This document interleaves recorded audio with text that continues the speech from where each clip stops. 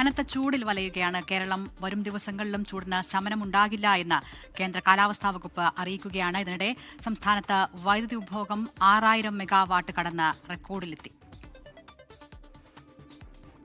കടുത്ത ചൂടിൽ ജനജീവിതം ദുസ്സഹമായി.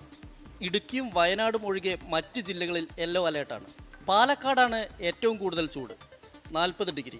കൊല്ലത്ത് 38 ഡിഗ്രിയും പത്തനംതിട്ട, ആലപ്പുഴ, എറണാകുളം, തൃശൂർ, മലപ്പുറം, കോഴിക്കോട്, കണ്ണൂർ, കാസർഗോഡ് ജില്ലകളിൽ 37 ഡിഗ്രിയായും താപനില ഉയരുകയാണ്. തിരുവനന്തപുരത്ത് 36 ഡിഗ്രിയാണ് താപനില. ചൂട് കൂടുതലാണ്. നമ്മളിവിടെ നിൽക്കുന്നതുകൊണ്ട് നമുക്കറിയാം ചൂട് ഓവറാണ്. കഴിഞ്ഞ വർഷത്തിനേക്കാളും ചൂട് ഇപ്പോൾ കൂടുതൽ.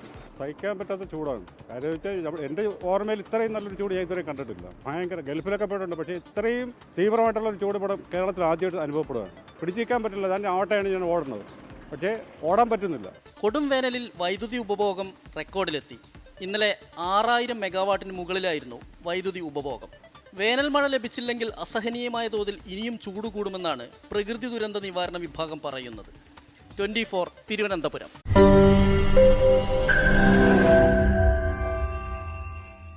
ലോകത്തെവിടെയായാലും ഏത് സമയത്തും 24 വാർത്തകളും ഓഗ്മെന്റഡ് റിയാലിറ്റി പാക്കേജുകളും എക്സ്പ്ലെയിനറുകളും വിശദമായി കാണാൻ ഞങ്ങളുടെ യൂട്യൂബ് ചാനൽ നിങ്ങൾക്ക് സബ്സ്ക്രൈബ് ചെയ്യാം.